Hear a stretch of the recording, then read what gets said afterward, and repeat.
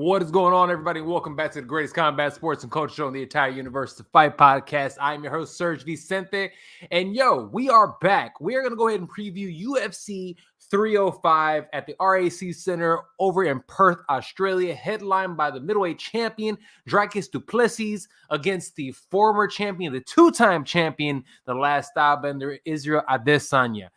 It's going to be a great fight card. Give me a second, guys. We're going to go ahead and actually stream live on Instagram as well. Just want to make sure it's going. Oh, look at that. Let's see. We live? We live. All right. We are currently live on YouTube, Instagram and on YouTube right now. So thank you, everyone who's watching live.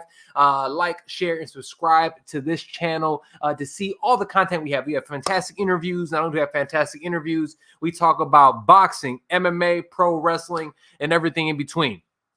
All right. I know it's been a minute.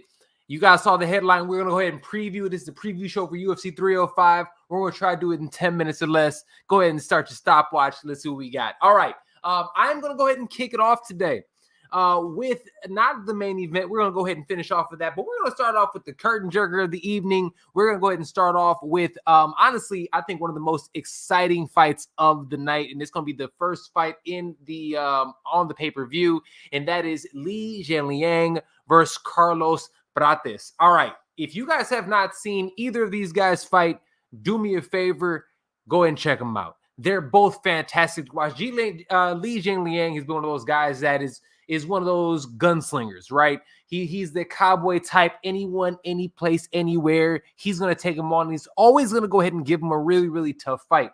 Dude is super tough, super durable, but he's come up on hard times as of recently. He's one of those guys that at one point in time, he might have been that dude, but now it seems like he might end up being on the back end, especially in this always evolving UFC's, welterweight division. Now, on the other hand, we have Carlos Prates. This dude, who is the minus 325 favorite. We also, Li Jingliang is a plus 260 underdog with a record of 19-8. Carlos Prates is 19-6. Now, Prates started off, you look at his record, I know you're thinking like, yo, this cat isn't, you're saying he's this huge, favorite and all these other things. Why should we look at this guy as if he is the dude? Well, check it out. Dana White Contender Series, he goes out there and does his thing. First fight in the UFC, he fights the really, really tough Trevin Giles, dusts him off in 2 rounds. He goes back his next fight, gets another first-round knockout finish. Out of his 19 wins, 14 of those are via knockout. If you guys haven't been paying attention, this is a dude, he's out of Brazil, but he's been kickboxing for a really long time. If you see his movement, it really reminds me of honestly, the guy who's in the main event, Israel Adesanya. And if you actually have been paying attention, he said the first fight where Israel Adesanya fought against FOTN, the champion at 205, first time he fought Alex Pereira in China, he actually met Adesanya there. And he emulates his style a little bit. The guy is really, really dope. If you haven't seen him, he really utilizes his weapons. Yes, he's a kickboxer. He's really solid takedown defense. He cuts angles really well, throws that nice, lead teep up the middle, just like Adesanya does, stays really, really long.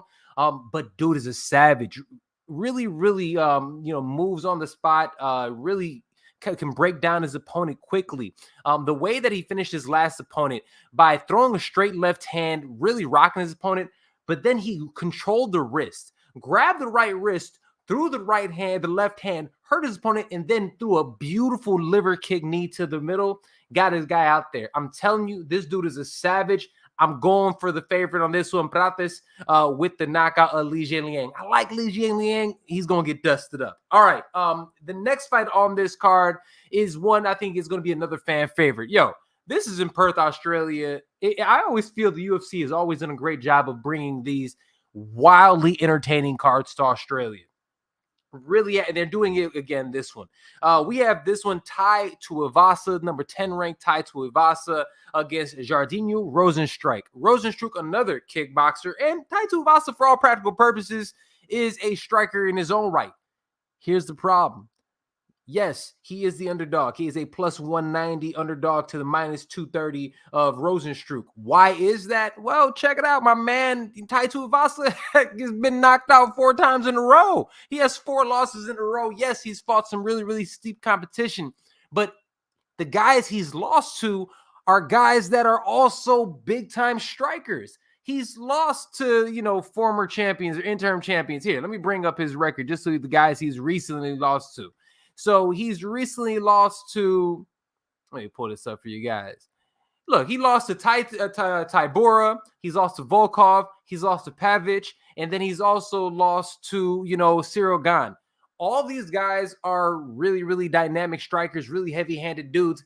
And then UFC gave him somebody just like that again. I'm be honest with you. I think Rosenstruck gets him out of there as well. As much as I love Tai Tuivasa, I think he's super fun. He's one of those dudes that's fun for the game, great for the game. He gets touched up also. I'm sorry. I'm going with Jardino Rosenstruck in this matchup. All right. Moving right along. This fight, I'll be honest with you guys, it can go two ways. It can be a really boring fight where Gamrot goes out there and Mateusz Gamrot holds down Dan Hooker. Yo, really quick. Have y'all seen Dan Hooker? Last fight, Dan Hooker only had tats on his shins. This fight, Dan Hooker is wildly tatted up and fantastic tats, might I add. But Dan Hooker, the plus 260 underdog. Gamrot, the minus 325 favorite with a record of 24-2. Dan Hooker's record of 23-12. Dan Hooker, as we know, he's fighting in this is in Australia. He's from New Zealand. A little bit more of a hometown feel for him. Regardless, yes, if Gamrot goes in there and does what Gamrot does, Gamrot is one of the most dynamic wrestlers in the game. If he goes out there and just puts his singlet on and wrestles, I think he can get a relatively, I'm not going to say easy victory, but he can go ahead and grind out a win. If he feels like he wants to play into the crowd, play into what the UFC has been talking about, and he decides to stand with Dan Hooker, well, check it out. This might be your underdog pick to click. I have to go with, you know what? I honestly believe Gamrot wins this fight, but if you're going to go ahead and go for your underdog, I think this will be a good one to do it. Let's go with Dan Hooker. All right, moving right along, what might be the fight of the night. We have Kai Kara-France, who is this fight is even. Kai Kara-France versus Steve Eric. This is New Zealand versus Australia. This is going to be a really great fight. Kai Kara-France 24-11, Steve Eric 12-2. Steve Eric beat from the jump, first fight in the UFC, beat a ranked opponent. Dude is really, really solid. Great jiu-jitsu, great wrestling, but he's also has really, really solid in boxing. Timing is great. Hooks are great. Footwork is great. He does a great job of kind of moving his head just out of the way. Really fun fighter to watch. Kai Kara-France, on the other hand, city kickboxing vet.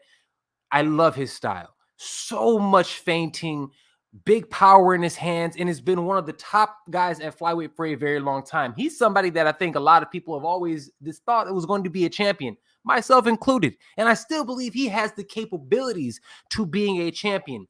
Again, we have one guy from Australia. This fight is in Australia.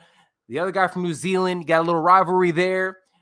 Because Eric is somebody who I have noticed is really susceptible to getting hit with big shots. He's tough. He can hit people with big shots himself. But I'll be honest with you, he gets hit too much for my liking. I'm rocking with Kai Kara-France in this one.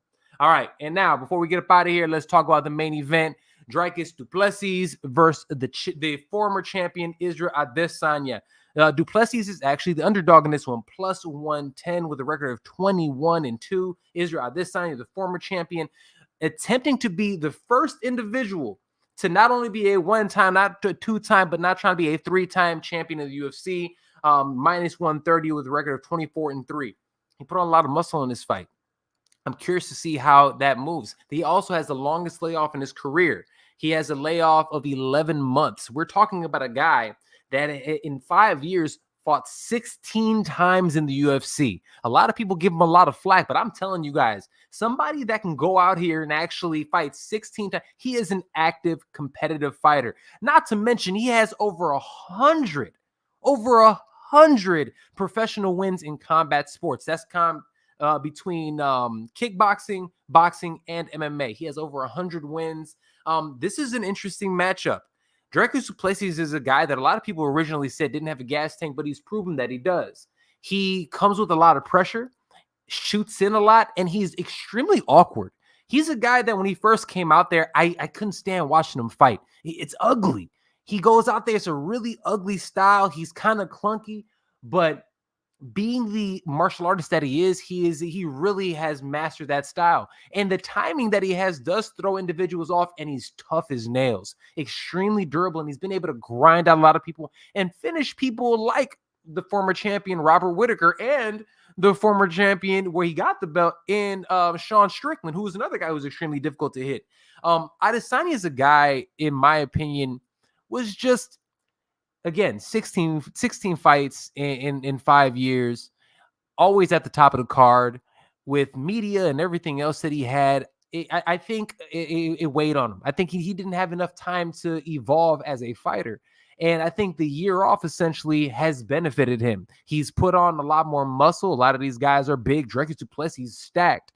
So I'm curious to see how he's going to do that. This is more of a hometown fight for him. And then we also have the added heat that they have from the controversy that Dricus du Plessis said that he is the only and the only real African champion, which we all know is just blasphemous. He's gaslighting, trying to say that it's not a real thing. That's not what he was trying to say. He knew exactly what he was trying to say. He doubled down on it. But that is we'll discuss that at a later date. With that being said, I think he is tailor-made for Adesanya. I think if he comes in there reckless like he can, forcing the action, which he does, and Adesanya goes in there himself hunting, not taking a backward step. If Adesanya comes forward and meets him in the middle, very similar to the way he fought Kelvin Gastelum the first time, very similar to the way that he fought Robert Whittaker the first time. And being that he has this time off, I really do believe that he has an opportunity to go out there and actually be that guy.